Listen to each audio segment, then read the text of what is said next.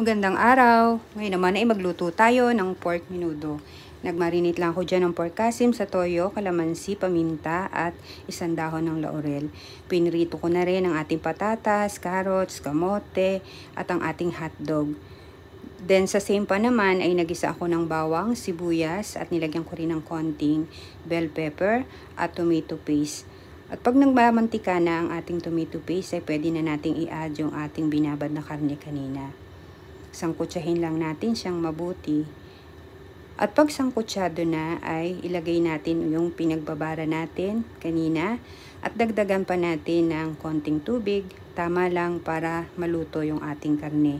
At dahil pork kasim naman yan, so madali lang siyang maluto. Takpan muna natin hanggang sa maluto ang karne, pero hahaluin din natin paminsan-minsan para magpantay ang luto.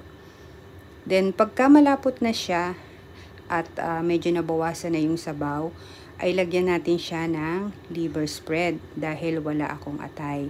Then haluin lang din nating mabuti at pag malapot na at luto na ang karne ay idadagdag na natin ang ating mga piniritong gulay kanina, pati ang ating hotdog.